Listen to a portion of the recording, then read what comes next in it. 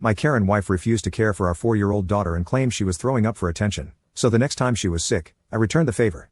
My wife has never been the brightest light bulb. I know that sounds bad to say about your own wife, but she has done stuff like claim depression and anxiety don't exist. She believes that allergies are fake, and the main thing she struggles to understand is the concept of people not feeling well. According to her, when she was a child, nobody ever got sick and that catching the cold is propaganda. To make it clear, it's not that she doesn't believe in the flu or the cold being a thing.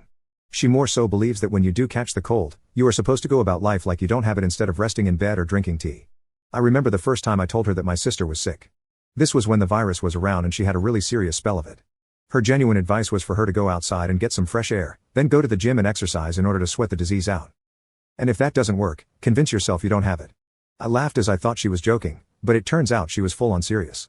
A few weeks later, when she found out that my sister did not follow her advice, she became very angry and told me I'm only feeding the narrative that humans aren't resilient beings and are instead delicate daisies who need their hot tea and blankets when sick. She and I had our daughter 4 years ago, and I genuinely believe that she would understand what babies indeed do need all the care in the world, but this was not the case. I remember she would let her cry for hours or not feed her sometimes when I was at work to get her acclimated to not eating. Her reasoning for this was that it builds up her tolerance to surviving without food and therefore makes her body stronger in the long run. We had huge arguments about this and things only got better when I threatened to leave and even press charges for neglectful parenting. She became a bit better at understanding that our child does indeed need food and warm clothes and started providing for her, but one thing she has still never been able to grasp is our daughter getting sick. We had to have a huge fight about her vaccines back in the day.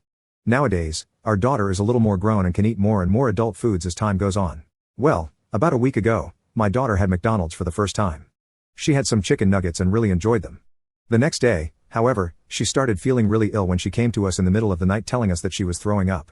Both my wife and I woke up, and she told me to go help her out. I did and stayed with her until she fell back asleep. I came back into bed and woke my wife up to talk about it, and her response baffled me. She asked me if I was seriously falling for her manipulation. I asked her what she meant, and she said it's obvious. Our daughter wants attention and wants to skip school. She has learned that by being sick, she will get attention, and she is now old enough to use things like that to her advantage. She isn't sick, and her doing things like this is your fault. I remember being in utter disbelief and going to bed. The next day, my daughter was still throwing up, so I called in sick to work to care for her while my wife complained all morning about how she was clearly faking even after I literally showed her she vomiting as well as the fact she has a fever. She still did not believe me. My daughter thankfully ended up getting better after 2 days of this. My wife complained about it the whole time. Thing is, about 3 weeks later, something I never foresaw happened. My wife came down with food poisoning. She was bedridden and was throwing up over and over. I remember she asked me to get her some water, and this was where I had my sweet revenge. I told her that she was clearly faking it for attention. She was probably too lazy to go into work and wanted to lay in bed all day and isn't actually sick.